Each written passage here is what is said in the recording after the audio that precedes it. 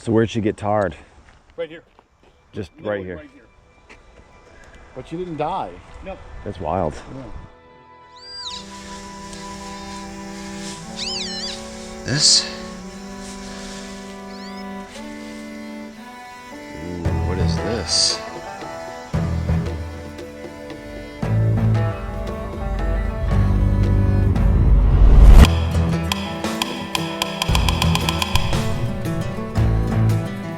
Well, hey folks, my name is Brad. If you happen to be new to my videos, I explore the mountains of Vermont, searching for treasure with my metal detector. And today I once again find myself on beautiful Cape Cod, Massachusetts, invited by my friend Eric, who has invited me here in the past. And I'm also joined by potentially a few familiar faces. We have Jason from the Quarter Hoarder YouTube channel, and part of his crew, Doug and Charlie. I'm also joined today by another Cape Cod native, Tyler, and together today we hope to find a whole bunch of treasures in the ground of this beautiful early 1700s Cape Cod home. Now, if this happens to be one of the first of my videos that you've seen, I publish one of these every single Friday.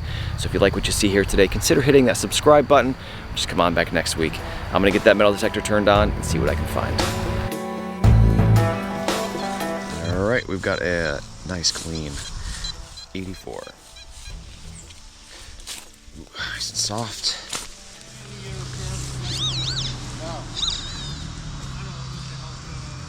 Oh. Yeah, look at that. Awesome. Well, when your very first target at a new place is one of these, you know that you're going to be in for a great day. This is, of course, a chape, which is a part of a colonial era shoe buckle. You can imagine folks walking around here on Cape Cod in the 1700s with these big old buckles on their shoes. And this house, of course, was built way back in the 1700s, so we're always expecting to find this sort of thing at a place like this. But when it's your very first target, I cannot wait to see what else we're going to find here today. Now, a little added detail about this place is right over here, a stone's throw away, back in 1776, a lady was tarred and feathered, and the whole community was around to watch. So where'd she get tarred? Right here. Just right here. Right here. But she didn't die. No. That's wild. Was this possibly dropped by an onlooker from that awful event? Every time I find something, I'm gonna be thinking about that. All right, let's see what else we're gonna find here. All right, well, this is a kind of a strange target. Double beeping, a little bit faint, but it's very, very high, 97.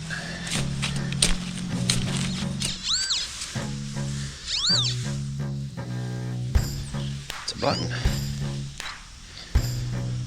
Is there something on it? I think it's just a pretty design. We're always hoping for like a military insignia or something on these, but pretty sure this is just a civilian. I don't know if that's a flower or if it's just a pretty design, but you can see how silver plated it would have been. It might actually be a back mark. Shank is still there, which means this was probably the thread that broke for when they lost it. It's a cool find. Got a 79 here.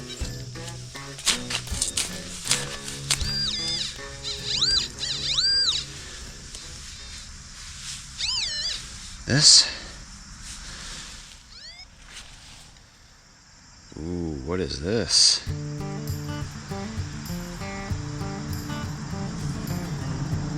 Oh, no way. Well, when I first laid eyes on this thing I just found, I didn't know what I was looking at.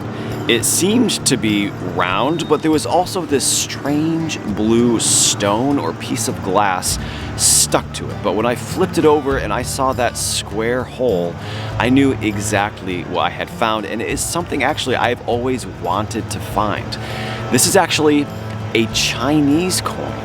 And what's really interesting about these Chinese coins that people find metal detecting is that they could potentially be from the 15, 16, and 1700s. But There was this period in time in the 1920s and 30s where it became very, very fashionable to have these Chinese coins as decorations in your homes, as wind chimes and other things in the household. And so they were shipping these in by the hundreds of thousands about 100 years ago. So although this coin very likely could be hundreds and hundreds of years old, it was more than likely lost here about 100 years ago.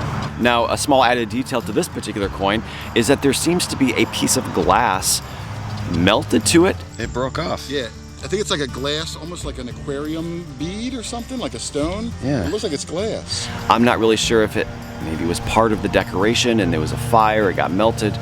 Who knows? But after a little bit of research, hopefully we can figure out exactly how old this old Chinese coin is. Not technically colonial from the inhabitants of this house, but could very potentially be from that time frame. Awesome. Tyler has been killing it today. This is his second big copper coin. First one was a British.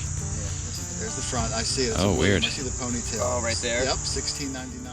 1699? Give or take, yeah. Do you think they were trying to make there was a square nail punches? You think they were trying to make it into one of those whizzy toys, or Could be. You never know. I mean, it might have been just using it as like a backstop for pounding something else. Yeah. It's hard to say. But none of them went through.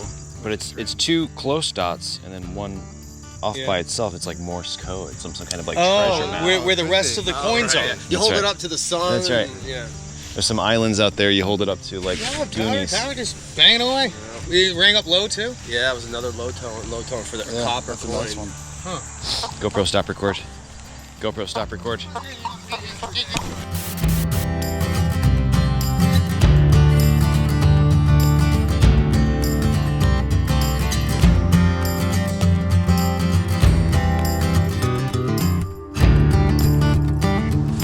All right, we've got a pretty faint, but really clean 92 right here. Let's see.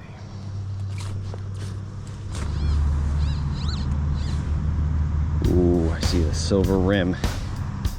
Oh my goodness. Yes. Well, here we are on Cape Cod, next to an early 1700s home, next to a square down in town where somebody was tarred and feathered in the late 1700s. And when I saw this shiny rim of a coin, I couldn't believe it. It could be potentially anything. As we give it a spray here, we can see that it is the Seated Liberty design, 1875. Beautiful coin. Flipping it over here, we can see where it says 1 dime, and it has an S mint mark. So we always have to keep in mind that the date on a coin like this is not the date that it found its way into the ground, it was the date that it was made. So this very likely could have been lost well into the 1900s, but whenever you see this design on an old silver coin, it's very, very exciting. Of all the silver coins I find, I do not find very many Seated Liberty designs, so this is an awesome, awesome find for me. What a great spot. This is a pretty faint 72.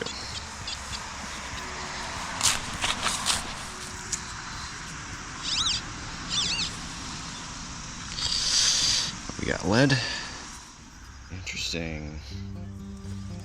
I don't know if this is, I'm not sure. It's very decorative. Could be like just a little decorative piece of an old buckle. It's very heavy for its size. That red tells me it's probably got a bunch of copper in it, so a brass alloy, although it has some kind of like white on there, which tells me it might be pewtery with some lead or something, but not sure. A little mystery. 56.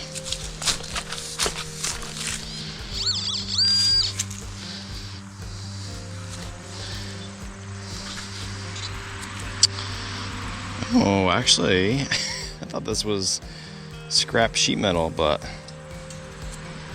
this almost seems like it's a thing. Well, several times today I have found a thing that at first I thought was trash, but once I get it cleaned off a little bit, I discovered that it is actually potentially a treasure. This piece we have right here, Looks like maybe at one time it was a treasure, but unfortunately it is falling apart. It appears to be a silver-plated, pretty nameplate, perhaps. It looks like this square piece in the center here would have been a perfect place to put a name, but also it could have been inset with something. Probably not a stone, maybe some other pearl, who knows, but I'd like to think that it was worn potentially as a brooch, as a piece of jewelry, maybe even something up in a lady's hair. It appears as though it was designed to be presented a certain side up. I think that this way here is right side up. Doesn't seem as though there are any attachment points on the back where it may have been a part of a pin or anything, but if they were iron, they very likely would have rusted away. Let me know what you think. Is it trash? Is it treasure? And if it is treasure, what is it? I'm going with jewelry. Probably a brooch. This is just a 65.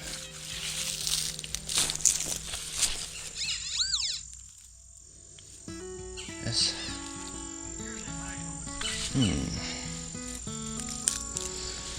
Oh, that's a key escutcheon. That's actually pretty cool. Yeah, big old keyhole for, probably was to a door, but it could have been to a cabinet or a treasure chest. Still has a iron nail in there that would have affixed it to the wood. That's cool. That would have been a big key. Nice brass. A little bit bent, but we're able to get it straight again. That's a cool find.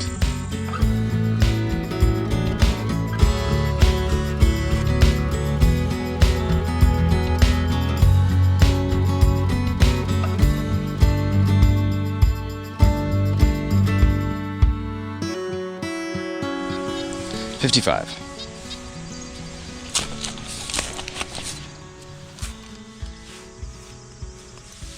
This? It's a shoe buckle frame. Is it a piece of... Oh! You said you got one earlier, didn't you? Yeah, it's Was it a similar pattern? No. That's exactly what that is. I think. It is. It looks like it's... It's like pewtery. Crumbly. Wow, a pewter shoe buckle. That's got to be a really old one. That's what it is, right? It looks like it's me. The end looks a little weird, like it should Well, this is where going. the pin would Oh, go that's the through. center you're saying? Yeah, yeah. So, oh, I see the center, okay. Yep. That would have been a massive one, if that's the center. Yeah, it would have gone around this way. Yeah, it would have come up twice as far. That's Right. a pretty big shoe buckle. Yeah. Yeah. Yeah, I'll show you the other piece I found. I thought maybe. Oh, look at the decoration on that. See, I would not have thought this was a shoe buckle. No? Definitely a cool decorative piece, but I Yeah. don't see the shoe buckle shape in it, but I guess it's possible. Hey, well, you know I love yeah, shoe maybe buckles. a super tight, but that definitely. Yeah. That's nice. I don't know if I've ever found a pewter shoe buckle before. Oh, Brad just got a pewter piece of shoe buckle. All right, I've got a 57 here.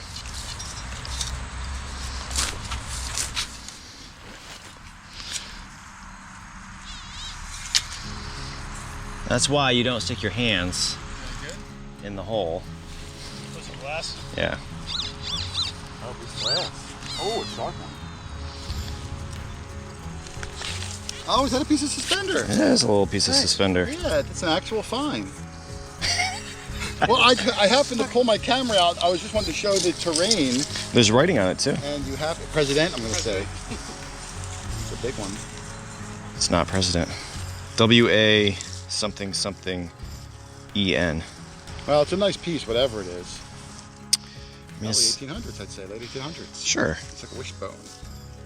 As far as pieces go, it's a nice one. Yep, very nice. Nice piece. Green Mountain, manufacturing machine trucks again. Good job.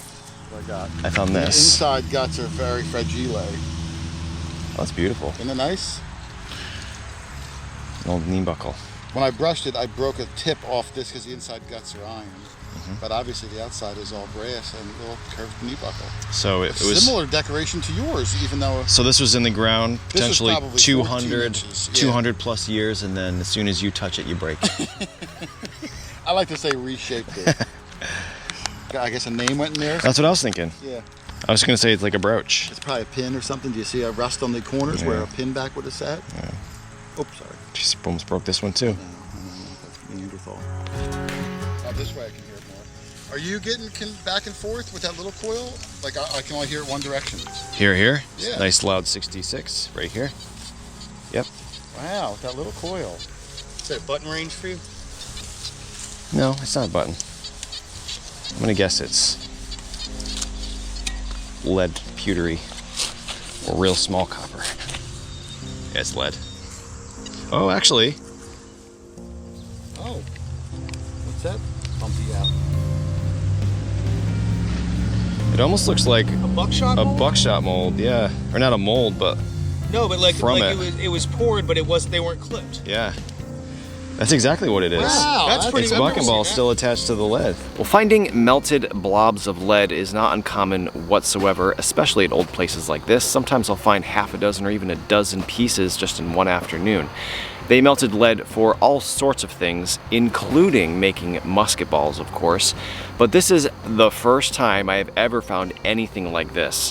When I first found it, I thought it was just a melted piece of lead, but as we look at it, of course, we can see these 4 tiny musket balls attached to one larger piece. And they would have very likely used a handheld mold that you would squeeze together, pour molten lead in the top. It would have puddled on top of the balls, and then opened it up, and then snipped the small balls off of the larger puddle of lead. And these are so small, they would have very likely been used as what we call bucking balls. So 3 of these would have sat on top of a larger musket ball and shot out of a musket all at the same time, much like we use buckshot today. For some reason, these 4 did not get clipped off the larger piece of lead. Really, really unique find that at first I was pretty confident was trash, but always double check the things you find, because you never know if one might be treasure or not. All right, folks, well, I am calling it quits for the day. Another huge thanks to our host, Eric, for not only the invitation out here to Cape Cod, but also acquiring all of these beautiful old homes for us to search. We all found something awesome today. Myself personally, I think my favorites are this old Seated Liberty silver dime and also the Chinese coin. I'm fairly confident neither of them were dropped during the tarring and feathering that happened just a stone's throw from where I'm standing, but the history of these old places is always the treasure for me. Now, if you happen to enjoy today's video so much you'd like to see a slightly longer version containing more finds, more context for the sites we are searching, and also a whole lot of outtakes. I kind of want to rip one off just to... I don't know why I would want to do that. Yeah, man. That was a bad, intrusive thought. Consider Consider becoming a Green Mountain member. All of the information for that will be down below this video in the comments section. Thanks again for watching, and hopefully you'll join me next Friday for another new adventure, very likely here in Cape Cod.